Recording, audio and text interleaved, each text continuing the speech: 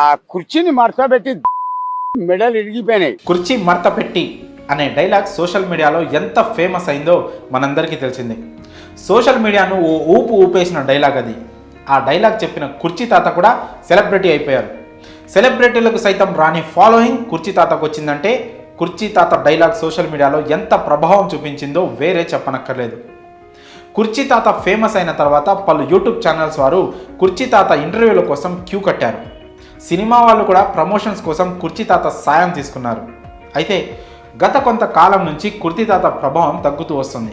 ఈ క్రమంలో కొన్ని రోజులుగా కుర్చీ తాత కనిపించడం లేదంటూ ఆయన కుటుంబ సభ్యులు కన్నీరు మున్నీరుగా విలపించిన సంగతి తెలిసింది. దాదాపు 7 రోజుల నుంచి కుర్చీ తాత ఆచూకీ లభించడం లేదని ఓ యూట్యూబ్ ఛానల్ ద్వారా కుర్చీ తాత భార్య కూతురు వెల్లడించారు. అన్ని చోట్ల వెతికామని ఎక్కడా ఆయన కనిపించలేదని బాధపడ్డారు. ఆచూకీ తెలిసిన వారు తమకు సమాచారం అందించాలని వారు వేడుకున్నారు. కృష్ణకాంత్ పార్క్ వద్ద ఉండే కుర్చీ తాత కుర్చీ మడత పెట్టి అనే డైలాగ్తో సోషల్ మీడియాలో ట్రెండింగ్ సృష్టించారు. యువతకు ఆ డైలాగ్ విపరీతంగా నచ్చడంతో సోషల్ మీడియాలో వైరల్గా మారింది. కుర్చీ మడత పెట్టి అనే డైలాగ్తో కుర్చీ తాత జీవితం పూర్తిగా మారిపోయిందనే చెప్పాలి.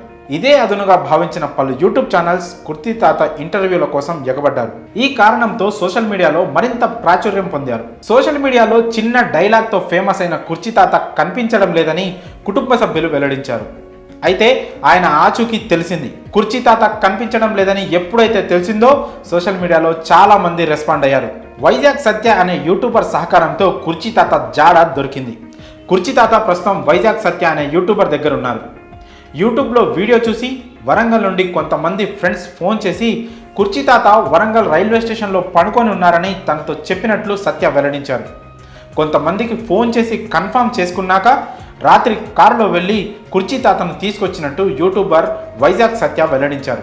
దీంతో కుర్చీ తాత ఫ్యాన్స్ ఊపిరి పీల్చుకున్నారు.